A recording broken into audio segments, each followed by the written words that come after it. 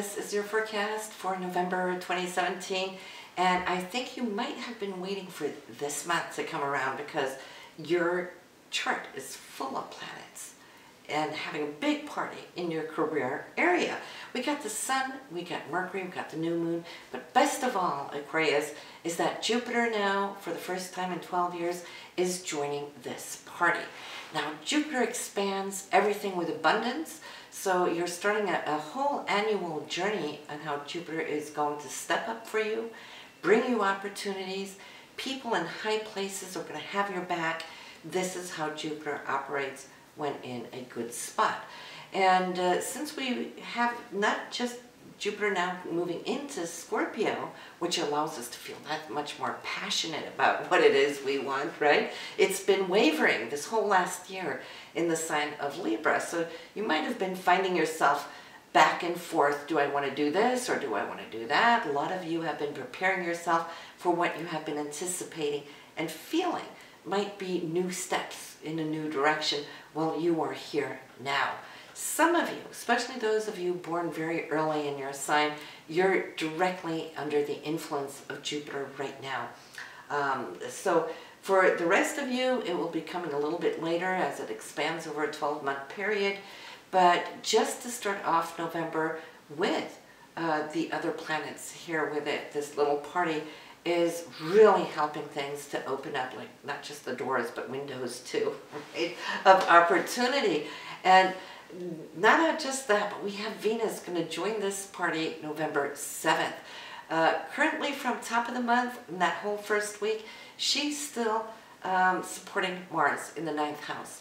The two of them, in October, I feel you've been anticipating, feeling, or knowing even that something is coming right now. So you've been researching, preparing yourself. Some of you have been taking courses. Some of you have been getting your degrees. 9th house is all about education. But for others, it also indicates if you've been working on any kind of suits, lawsuits, or trying to obtain your visa, well, you know, October has been active, but so will November be. And now after the 7th, when Venus moves into this 10th house of career, you should pretty much see the bells and whistle go off. This whole month with the transits that I'm going to spell out for you here, they are beautiful, Aquarius. We only have one day that we might need to lay a little low, but that's nothing throughout a whole month, right? So for the most part, we're all going to be experiencing a new flow, new doors, new opportunities. And for you specifically, this whole area is lighting up in your career area. Most of the planets are going to be there.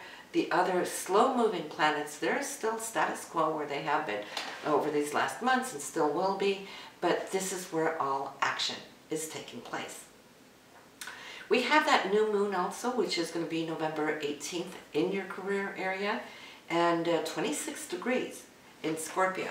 So if you have any personal planets at 26 degrees, this new moon will be influencing and infusing it with its energy. And of course, the new moon is always when we place our intentions, right? So where and what should your intentions be this month? It's all about career. What do I want? Even for those of you who might not be working, and then you'll say, well, I don't have a career. 10th house is also your goals. It's what we reach for, what we're trying to obtain in life.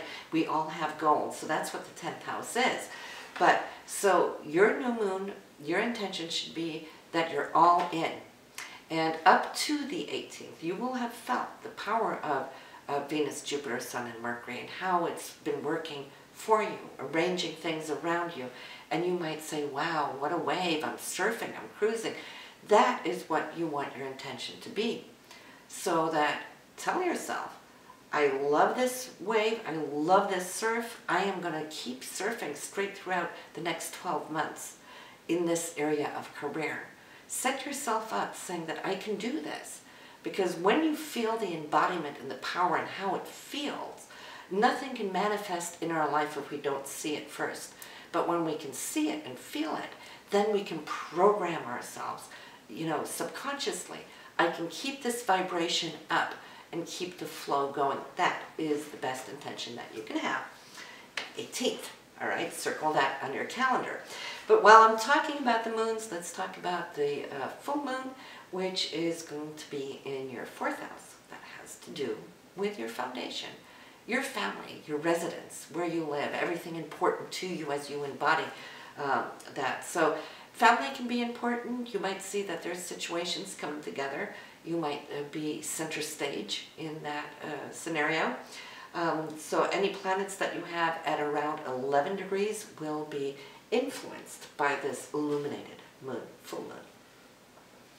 But listen, you're starting off with joy, happiness. There is a contract, I feel, that you might have been waiting for, or maybe you've been working with a group, an associate, maybe you've been working with a company,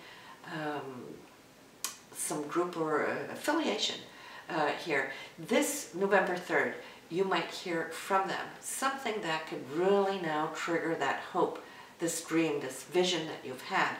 And not only is Saturn and Venus working together smoothly, but you also have the Sun and Neptune in a golden trine. The Sun being you, right? And the Sun is in your 10th house for career, Neptune being in your 2nd house for money and income.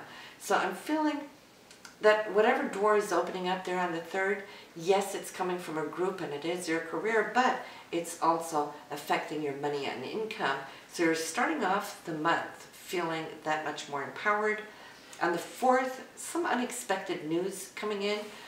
This could be from either out of town, maybe even out of country. I feel there's a long distance connection to it, perhaps. Or it could also be from a sibling, some unexpected news. On the 9th, here we have a pivotal point of power, transformation, and so forth. The Sun is you. Pluto is always trying to transform what it's touching. The Sun in the 10th house, Pluto in the 12th house. So you might have been striving to find that point in your career of recognition, perhaps. This could be a day that recognition could come. On the 11th, more power to it, because Saturn, which is you mastering, it's your mastery, and what you've been working on for the last 2.5 years is now coming to the surface unexpectedly, opening up some door through some communication, maybe through a presentation that you're going to be giving. There could be a group of people coming in. If you are presenting, say, a project or a paper or whatnot, this is praise all over the place. Good job done. It might feel unexpected when all this praise is coming, but not so much unexpected. I think it's been more something you've been hoping for, working towards. Saturn might have been working on this for 2.5 years, and here we come to this point where that will open up for you. Followed by even more celebration. And Aquarius, this is the day to get married. For those of you who will get married or engaged or participate in some huge celebration, Venus and Jupiter are doing the dance, and they only get to meet once a year. This is the day. And now, yes, love and romance, absolutely, that is Venus. Jupiter is expansive, it is abundant. They both rule money, so it could be a good money day, by all means. To purchase something that you've been wanting, longing for, this could be the fact. You might land the perfect job, get an opportunity that could hold, you know, a long-term signature for you, an upgrade or a promotion, perhaps. You'll have to see, but I'm seeing it's coming through this area of career or the goals that you've been working for.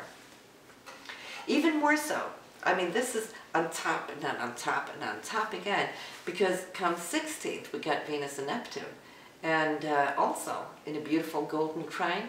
And we should never forget that Neptune, yes, is spiritual, and it's not as tangible as the other planets. It's a gaseous planet, right? It's a spiritual planet. It's the higher octave of Venus. So Venus is very creative, very artsy, because it rules everything that we see in our world that is beautiful, right? So Neptune coming in, it being the higher octave, I see a lot of beauty coming in, artistic talent being expressed. If you are an artist, a musician, a dancer, or anything of that, you will see that this is a day where you can really make a lot of headway, but also romantically, it is a soulmate signature type scenario. So for those of you who are single, this whole week, you know, with Venus and Jupiter and Venus and Neptune, well, I would say don't sit at home. There could be a signature of meeting somebody that will really tune into you and operate on that same frequency. Love, love, love that.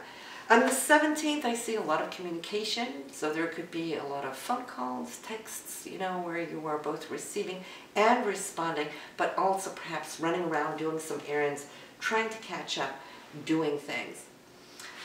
The only day of the month where I said initially that we need to lay a little low, that is Mars and Pluto. And Mars for you is in the 9th house, Pluto is in your 12th house. So a situation could be triggered here. Mars being, you know, dynamic, dynamite, and like you've always heard me say many times, Pluto is what? It's nuclear, right? So disagreements could arise. People might feel that they are doing power games, push and shove, attitude, chip on their shoulder and whatnot. There's no reason to even argue with somebody who is irrational. So if that starts, pull back and wait till the 21st when Venus meets up with Pluto. Venus being love, and Pluto is now the transformative part of this passion, because both Venus and Mars are passionate. So this is a much, much better day to go and address whatever needs to be changed, transformed. You have the power with you on your side, and you will feel it. On the 25th, we got Mercury and Uranus, unexpected news coming your way, and it should be good because it's a great aspect to have. And we are closing off the month with negotiations, new beginnings, Mercury, which rules our linear verbal communication, should I say, and Saturn really wanting to secure something. Oh, Saturn always looks for longevity. So this could be a new contract, a new beginning, and I feel not only is it good and secure, but it's allowing you the ability to negotiate it, to perfect it more to as how you would like to see it be, which is great, right? So as you can see, Aquarius, you know, listen to your moon and rising sign. Of all times, this is the time you want to listen to it, because this is just your solar chart and where Jupiter is affecting you here. When you listen to your moon chart or reading, that will show you where Jupiter is going to affect you for the whole year on an emotional level. The moon is your emotion, so that's an emotional chart reading. The rising sign is how Jupiter is going to affect you out towards the world and how the world will be perceiving you in the oncoming year. So this is why it's important to listen to all three readings this month. Listen, it's always good to speak with you, and I can't wait to give you your December forecast. So I'll see you soon. Bye now.